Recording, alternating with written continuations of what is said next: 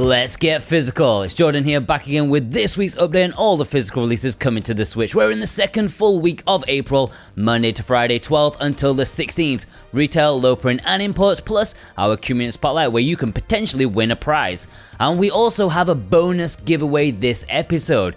As you'll see later on, Quest of Dungeons is releasing in Asia later this week, and we are giving away a physical copy of it. It's an import exclusive with English, and not only do we have one physical copy to give away, we also have 2 download codes as runner-up prizes. Stay tuned until we get to the import section where we'll tell you how you can win this bad boy. Alright, let's get on with this week's games. Poison Control is the big retail release this week. This is a third-person shooter RPG as you help purify stuff or something. It's an interesting take from a Japanese developer, and you always know you're going to get something at least decent enough quality from these guys. They always have the mid-budget feel to them, and they're very welcome in an age where these types of games tend not to exist. It's usually either retro-style indie or blockbuster, but you know, NIS are the bastion of hope with these games. And Alexander Kato and Jonathan Rumo agree because it's their pick of the week. Tanuki Justice is a game that I showed off last week, but that was the European version. This week, as prophesied, the US release exclusive to Video Games New York is being sent out. They have their own cover variant, which is nice, and if you don't remember, this is a short, sweet, very commendable retro-style arcade platformer. Something you would definitely see on the Master System, just, you know, age much better. If you want the US version, then head over to Video Games New York right now to get your copy, and Gannicus has chosen this as his pick of the week. This week we also have a couple of codes in a box, Rack and Ruin. It's a game, I don't know anything about it, plus Football Manager Touch 2021. What is the point, guys? The football season is almost over. There's like 7 games left. It's no meaning. Anyways, I also want to admit something because last week I dropped a bit of a bollock, I did. I missed the Spanish release of Blasphemous, yes, the incredible Metroidvania. Although it's probably a good thing since almost immediately afterwards, and I'm guessing down to contractual requirements, the second it was out, Team 17 announced that they were also doing a version of the game coming this summer. Obviously, I'll talk more about that during its release week, but for now, if you missed out on the limited run release, then perhaps the Spanish release will be a good one if you can't wait. Alright, now we have a wealth of low prints to talk about this week. Unrailed is Super Rare's recent announcement.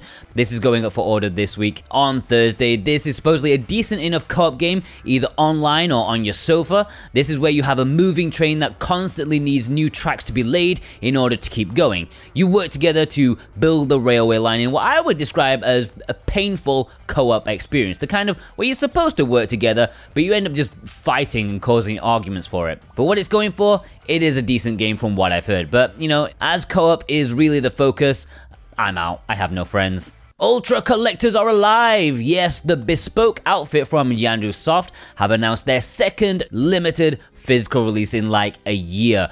This time it's Super Sports Blast, available for pre-order on April 15th. Volleyball, tennis, football, 3 sports in 1. It looks like a bit of a step up from the usual like Funbox Media guffage, but not by much. I mean, it looks like a game that you need to play before you can judge its quality.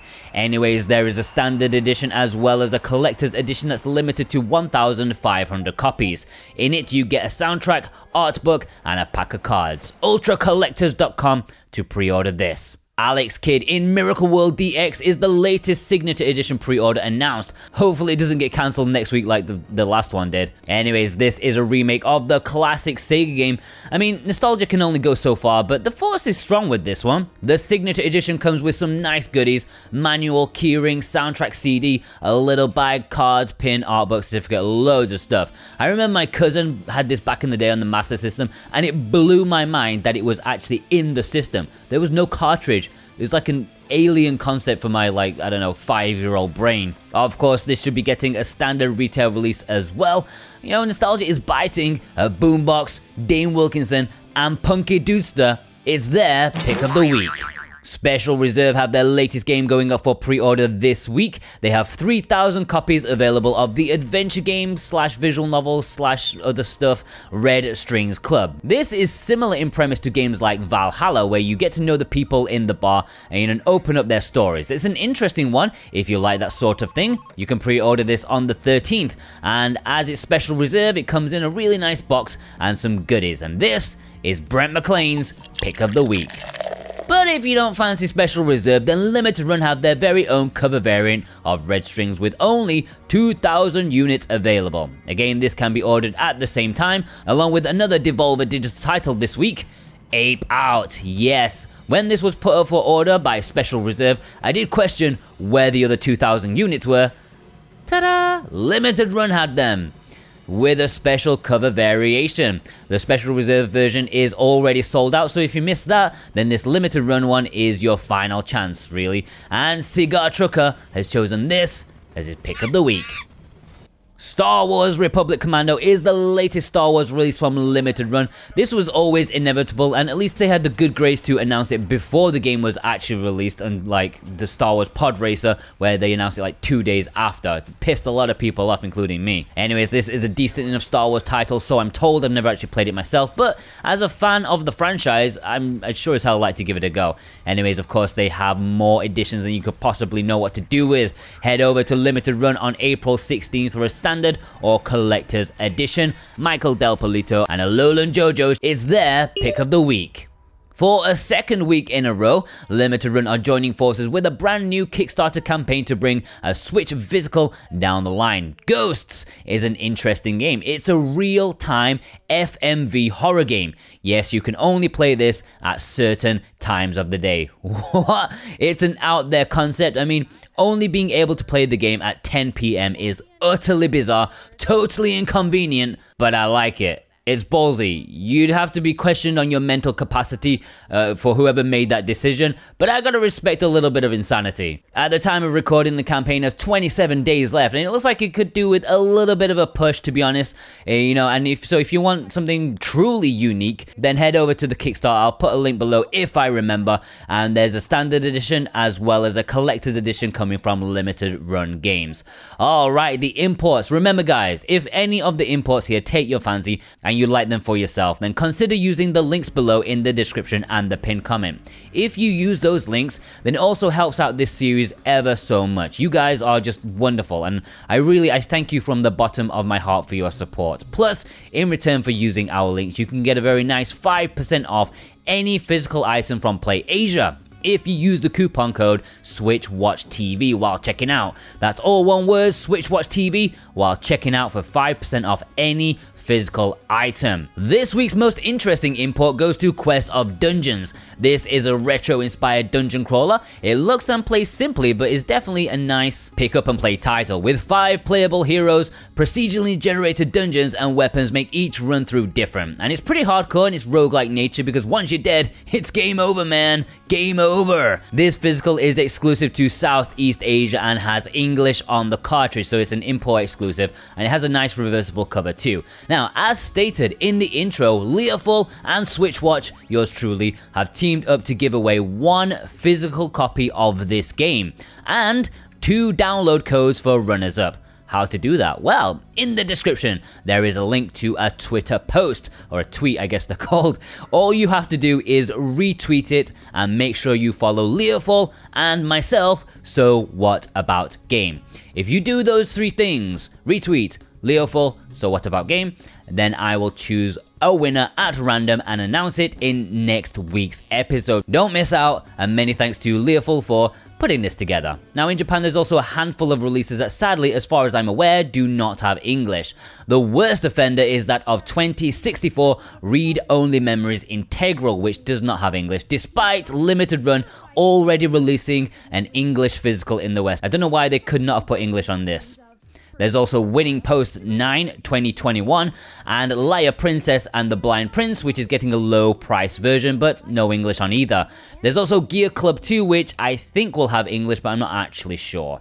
I also want to give a shout out to some upcoming imports very briefly, since I think they're rather important, at least for me personally. Firstly, Saga Frontier Remastered is releasing digitally this week. I'll have a review of it in the next couple of days, so hit that bell, yeah? Hit that bell. But just remember that this is getting a physical release in Asia with English on the cartridge. It is digital only in the West. This Asian physical is scheduled in a few weeks' time, so if you're hovering over that eShop buy button, just remember there is a physical version coming. Links are below for that pre-order.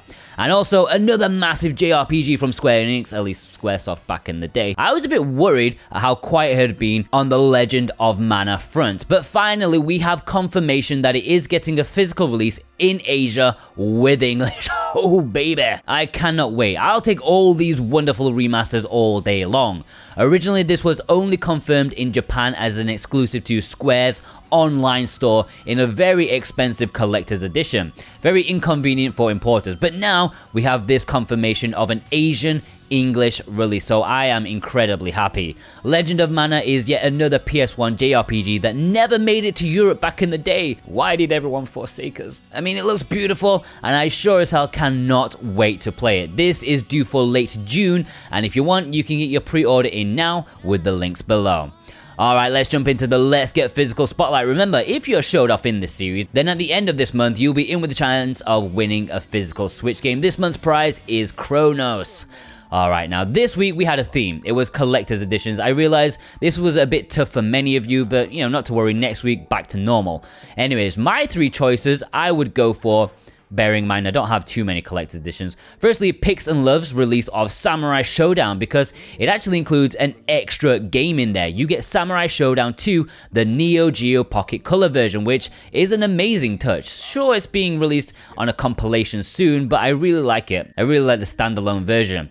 I'm also giving a shout out to Murder by Numbers from Play Asia, the collector's edition, which is still in stock by the way. It represents really good value for money, I think, for what you get inside.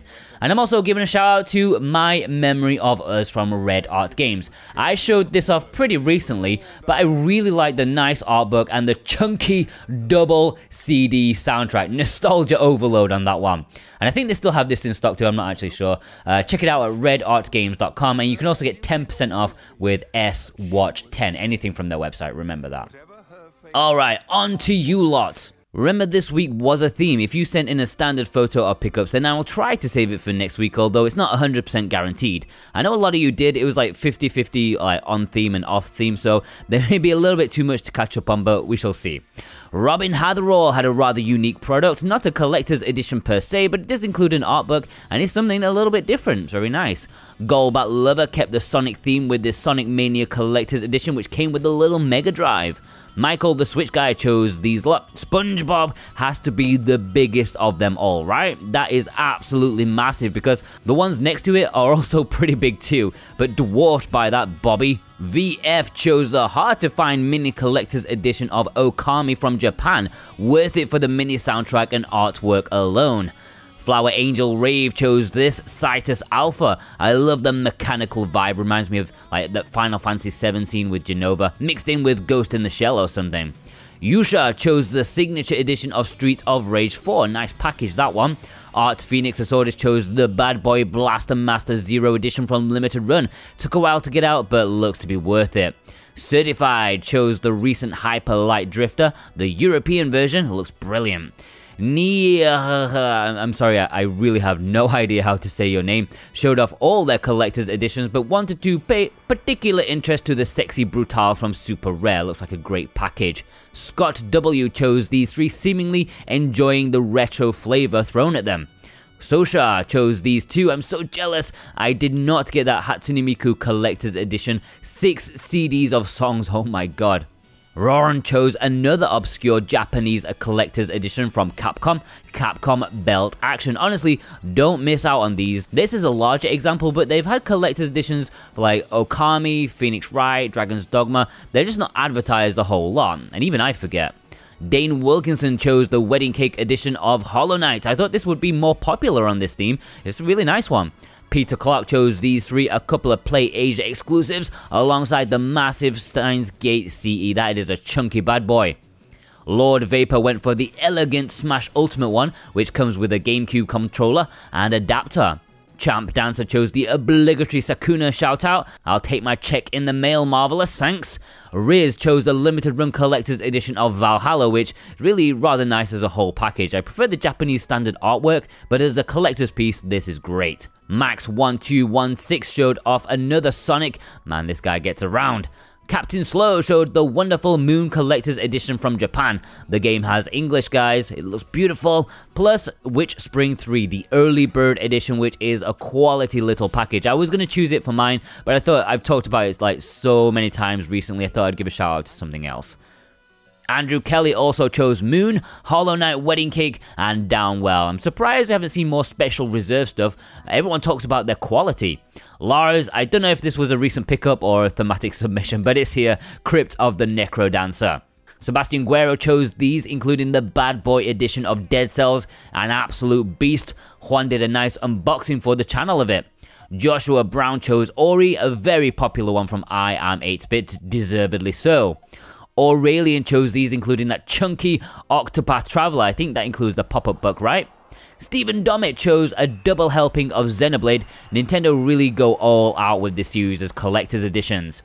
Ibrahim chose the massive Owlboy alongside Dandara from Super Rare. Fluttershout went all out and showed them all, but said Shantae was, of course, their favourite. Palmer chose these, including a double helping of Limited Run in Celeste and Golf Story, but also chose Samurai Showdown, such as myself. Inactive Yeti was yet another to choose the Ori double pack from I Am 8-Bit. I think that may be the winner this week. Santa Tartaruga chose the Fire Emblem Anniversary, a wonderful package, just a shame about the lack of a cartridge. And another executive producer, JCrod7776, chose the same one too. Geese Nuts. I don't know if this was a thematic choice or just a recent arrival, but I'm sticking it in just so I have the opportunity to say Geese Nuts. And at the same time, Reagan Dow. I don't know if this was a recent arrival or a thematic choice, but it's nice to see the collector's edition of Cotton, the Asian version, which yet again does not have English if you update it, but I guess it's not really needed at all. It's a very nice game, a very nice package. Alright, that's it. Send me your pictures over on Twitter at SoWhatAboutGame. You can DM me or you can tag me in a post and use the hashtag Let'sGetPhysical. And we have an email address. It's a new one, switchwatchspotlight@gmail.com. Plus, we have a Discord, which is a nice way for us to have a chat with you guys, and you can send your pictures there in the submission section. The Discord server link is below.